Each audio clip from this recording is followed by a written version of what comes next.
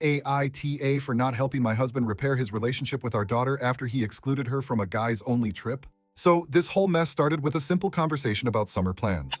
My husband told me he wanted to take our son, 13M, and our nephew, 12M, on a guys-only trip. Fishing, camping, just a weekend out in the woods. Normally, I wouldn't have thought much of it except for one thing. Our daughter, 11F. She's always been a tomboy. Fishing, sports, dirt, climbing trees, you name it, she's into it. Her bond with her dad and brother is something I've always been happy about. They have their little traditions, watching sports together, wrestling in the backyard, going on hikes. I don't get involved because it's never been my thing, but I love watching them be close. So when my husband brought up this trip, I asked, "You're taking her too, right?" "No, I was thinking just the boys." I laughed at first because I genuinely thought he was joking. "You do realize she'd love this more than anyone? I want this to be a guys-only thing, just me, our son, and nephew." I reminded him that our daughter was going to be crushed. She doesn't have a single girly bone in her body, and she's been tagging along on all their little adventures since she could walk. I warned him over and over that this was a mistake, but he brushed me off, said he'd make it up to her later. "Fine," I said, "but don't come crying to me when she's pissed." Well, guess what? She's pissed. The second he told her she wasn't invited, she shut down completely. She stopped playing video games with her brother, stopped hanging out in the garage when he was fixing things. She even skipped out on their yearly Super Bowl tradition. Instead of being on the couch with them, yelling at the TV, she locked herself in her room reading. I asked if she was okay, and she just gave me a flat, "Yeah." He tried to fix it by offering a father-daughter day, but she shot him down immediately. "I don't want to." Now he's acting all shocked like he didn't see this coming. He told me I should talk to her, tell her not to be mad. I laughed in his face. "You're the one who hurt her. You fix it." My husband kept complaining. Every single day. It was like he expected me to snap my fingers and magically fix everything for him. "She's acting like I don't exist," he said while I was making breakfast. "Yeah. I don't get it. She's never held a grudge like this before." "Maybe because you've never done something this shitty before. I've done plenty of father-daughter stuff with her. And now you didn't. She's overreacting." "So was she overreacting all those years when she wasn't excluded?" Silence. My son walked in and immediately felt the tension. He took his plate and went to eat in the living room. My husband barely noticed. "Why do you keep siding with her?" he asked. "Because she's right. You're acting like I did this on purpose. I just wanted to do something different for once. And now so does she." He didn't answer after that. That afternoon, he tried again. He sat next to her on the couch, way too casual. "Hey, kiddo, how was school?" She didn't look up from her book. "Fine." "You don't want to talk to me?" She flipped the page. "You're still mad?" She kept reading. "I was thinking maybe this weekend we could go to..." She got up, walked straight to the stairs without a word. He turned to me like I was supposed to fix it. Guess she's not interested. Later that night, I found him standing outside her room, looking at the closed door. He had his hand raised like he wanted to knock but couldn't. "Just knock," I said, walking past him. "She won't answer. Sounds like a you problem. She's being dramatic. Do you even hear yourself? I don't know what else to do." "Did you try apologizing?" "I told her I didn't mean to upset her." "That's not an apology." "Then what do you want me to say?" "I don't know, maybe start with 'I was wrong' instead of 'you shouldn't be upset.'" "I didn't..." I cut him off. "Good night." I left him standing there, still looking at her door. The next morning, my daughter was already dressed for school by the time I came downstairs. Normally, she waited until the last minute, rushing out the door with her backpack half-zipped. Today, she sat at the table eating toast, fully ready. My husband walked in, rubbing his neck. "Ready to go?" "I'm taking the bus." "Why?" "I just want to." He turned to me like I had anything to do with it. "Guess she just wants some space." He exhaled sharply but didn't argue. When the bus pulled up, she grabbed her bag and left without another word. My husband sank into a chair. "This is ridiculous." I walked past him, tapping his shoulder. "Yeah, you are." That evening, I picked her up from school for her dentist appointment. She was waiting outside, backpack slung over one shoulder. When she saw my car, she climbed in and buckled up without a word. I didn't say anything either, just started driving. A few minutes in, she finally spoke. "Did he complain about me again?" "What do you think?" She snorted. "You gonna be mad at him forever?" She shrugged. "Want me to be honest?" She nodded. "He's being stupid, but he's also an idiot. And idiots don't realize they're wrong until it's shoved in their face." "Maybe I don't want to be the one to shove it." "Then don't. Just let him sit in it." She didn't respond, just watched the trees go by. After a moment, she said, "I don't even care anymore." "If you didn't care, you wouldn't be this mad." She frowned but didn't argue. When we got home, my husband was waiting in the kitchen. The second she walked in, he straightened up. "Hey kiddo, how was..." She walked right past him. He looked at me. Seriously? You're the one who fucked up. I have tried everything. No, you haven't. You've tried everything except admitting you were wrong. I never said she couldn't come because she's a girl. That's not the point, and you know it. He opened his mouth, then shut it. She'll forgive you, I said. But you have to give her a reason to. How? Figure it out. And then I left him standing there, looking at the empty hallway where she had disappeared. Dinner started normal. Too normal. My daughter sat at the table eating quietly, keeping her eyes on her plate. My son sat across from her, sneaking looks like he was waiting for something to happen. My husband tried to act casual, but it was obvious he was watching her, waiting for an opening. Then he made his move. You're still not talking to me? She kept chewing. Come on, I don't deserve this. She picked up her water and took a slow sip. You know, it's not like I excluded you for no reason. My daughter placed her cup down, her movements controlled. What was the reason then? I just wanted to do something with your brother and your cousin. That's it. It wasn't about you. If it wasn't about me, why am I the only one left out? Because it was a guys-only trip. And I'm not one of the guys, she said. My son stiffened. He looked at me, then at his dad, then back at his plate. That's not what I meant. Then what did you mean? My husband looked at me like I was supposed to help him. I looked right back. I just wanted to do something different. Spend time with them in a way I haven't before. And now you're spending time with me in a way you haven't before. My son let out a quiet laugh. My husband did not. I don't get why you're making this such a big deal, he said. Because you made it a big deal first. You've never cared about labels before. Why now? Because before I wasn't a girl. I was just me. I don't care anymore. Then she got up and walked to the sink. She dumped her plate, rinsed it off, and walked out.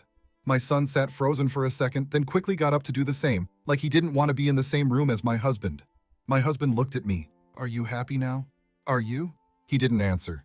An hour later, I was folding laundry in the living room when my son walked in, rubbing the back of his neck.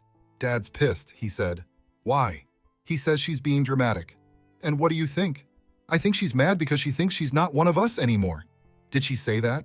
Not exactly.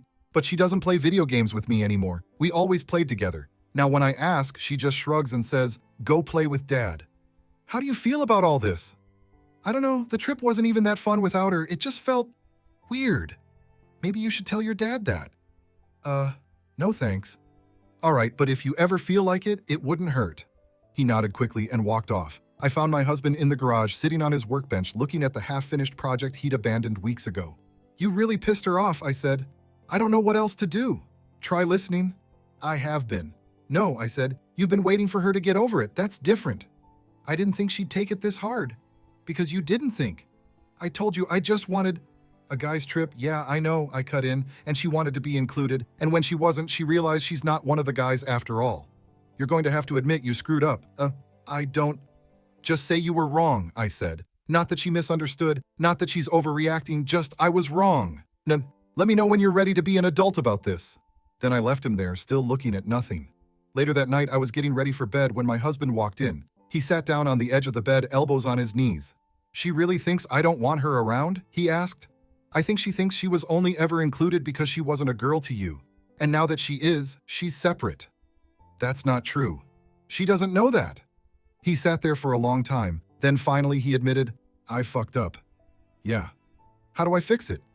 Ask her. My husband barely spoke the next morning. He walked into the kitchen, saw our daughter sitting at the table eating cereal, and stopped mid-step like he was debating whether to try again. She didn't look at him, didn't acknowledge he was even there. He walked over to the coffee machine, looking at it like it was going to give him answers. I was washing dishes when I heard him. Morning. She kept eating. My son, who was already dressed for school, threw his bag over his shoulder and said something about going outside. He didn't want to be around for whatever was about to happen. My husband sighed and pulled out a chair. Hey, come on, I know you're mad, but can't we at least talk? She picked up the cereal box and poured more into her bowl, way more than she needed. Really? He asked. She grabbed the milk and drowned the cereal, still not looking at him. All right, he said, standing up. Fine. She picked up her spoon and started eating again. He stormed out of the kitchen like he was the one who'd been wronged. Later that day, I found my daughter outside kicking a soccer ball against the garage. Over and over, same rhythm, same force. I stood by the door watching for a minute before walking over. You aiming for something or just kicking? She kept going. Kicking. All right.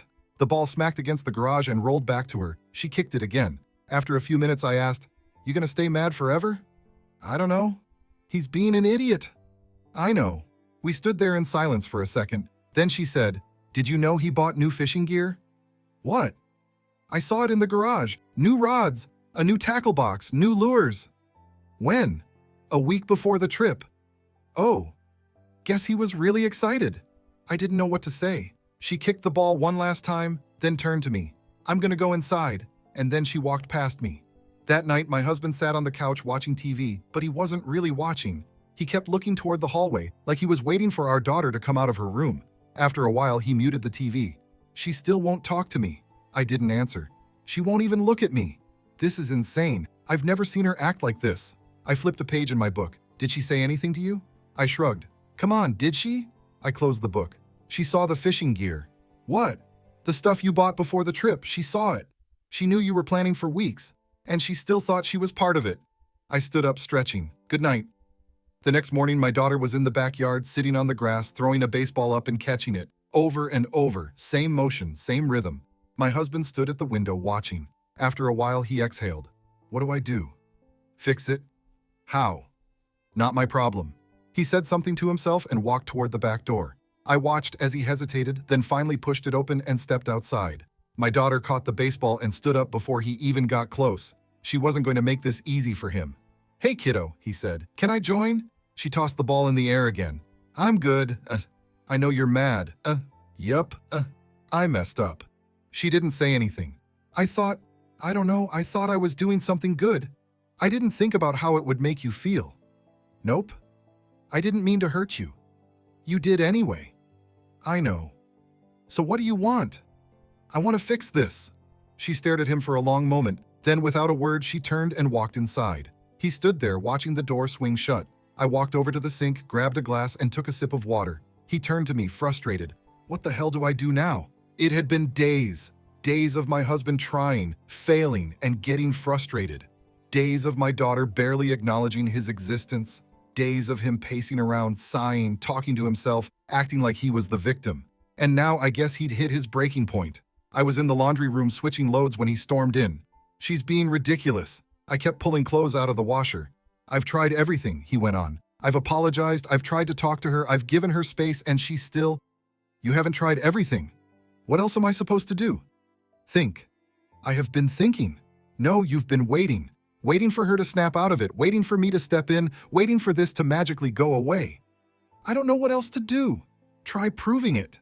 How? Figure it out. I grabbed the laundry basket and walked out. That evening, my daughter was out in the yard again, kicking her soccer ball around. It had become her routine. She spent more time outside than inside lately. Alone. My husband stood by the back door watching. Again. After a minute, he turned. I should just go out there, right? Your call. He squared his shoulders, pushed open the door, and walked out. My daughter saw him coming but didn't stop kicking the ball. He stopped a few feet away. Hey! She kicked the ball against the fence. I was thinking, maybe we could go fishing this weekend. Why? Because we haven't in a while. You mean since you left me out of the last trip?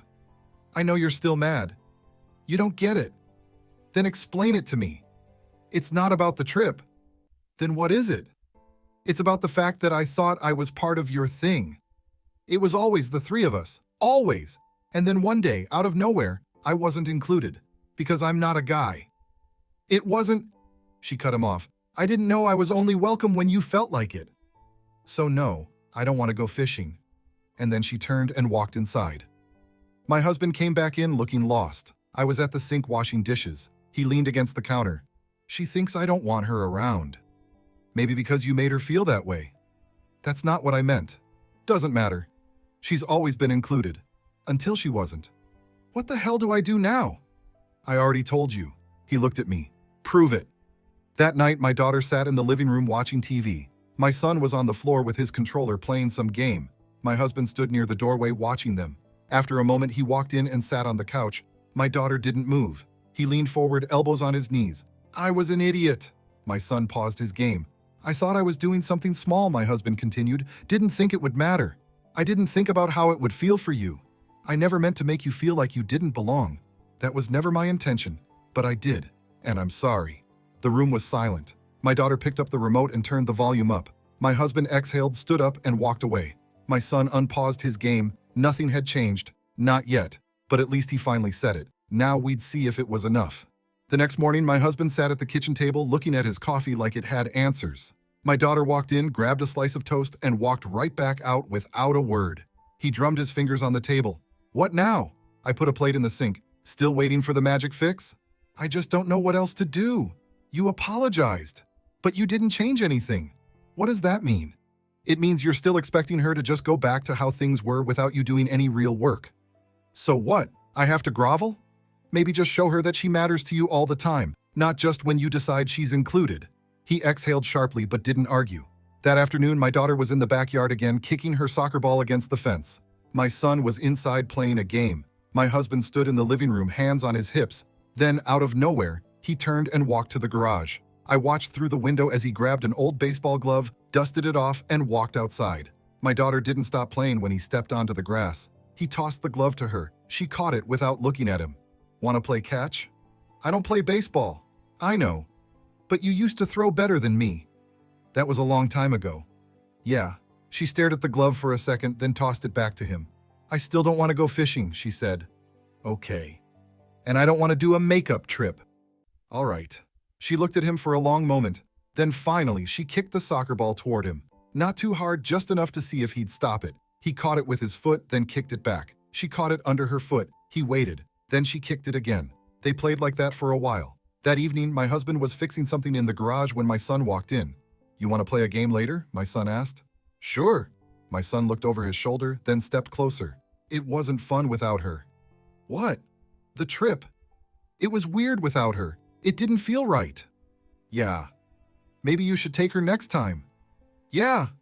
That night, my daughter was sitting in the living room watching TV when my husband walked in. He sat down on the couch, not too close, just enough. She didn't move. After a while, he leaned forward. I don't want things to be different. But they are, he admitted. I don't want you to feel like you don't belong. Because you do. I don't want to do anything without you anymore, he said. I was an idiot to think I could. She picked up the remote and turned the volume up. He sat back. And then, just before he could get up to leave, she grabbed the remote and turned the volume back down. She didn't look at him, but she didn't turn the TV back up again either. The next morning, she rode with him and my son to school. She didn't say much, but she sat in the front seat. And when she got out, she looked back. Not much, just a glance, but it was something. And for now, that was enough. Thanks for watching. If you liked the story, hit subscribe. See you in the next one.